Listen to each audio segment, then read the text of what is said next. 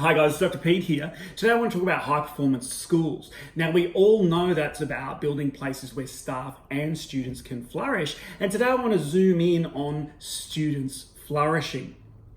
Now, when we think about students flourishing, most of us immediately think about student well-being, and rightly so. And of course, student well-being, we can think about mental health or physical health.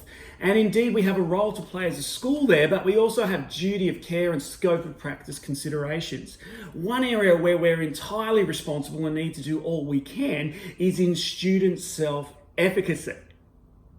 If we take a look at this idea of student self-efficacy, it's defined as a student's self-belief about their ability to learn new information and complete their schoolwork.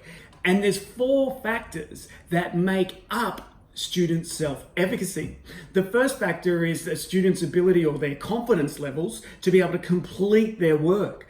The second factor is their confidence that they're improving their achievement levels. The third is their confidence in their ability to help seek. And the fourth is their ability to maintain their own motivation and regulate their emotions and stay learning. Now, one of the important things to remember about student self-efficacy, it's what we call a dynamic variable as opposed to a static variable, meaning that it just fluctuates a lot over time. So if we want to maximize student self-efficacy, we need to measure and manage this regularly. And a great way to do that is by using the Student Pulse program. And this is a simple strategy that works really well in classroom settings, but equally well in remote learning environments. Let's take a quick moment now just to step through how the Student Pulse program measures and manages student self-efficacy. We'll start with measuring it, and of course we use a simple pulse survey. It's a weekly pulse survey that encourages self-reflection. It also allows us to customize and make teaching and learning more effective, and it's suitable from grades 4 to 12.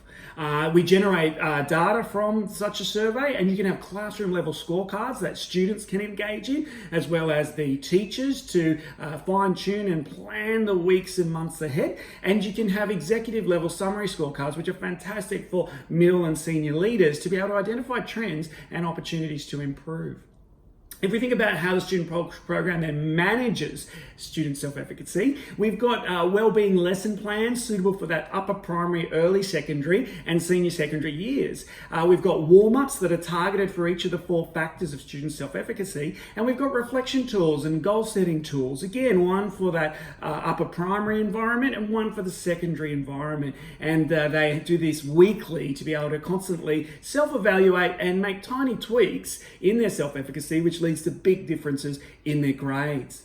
Let's take a look now at the outcomes from using a program like this. And you can see on the screen now just some data, some time 1, time 2 analysis. And the good news, of course, is using a process like this is going to maximize student self-efficacy. So let's bring this together now.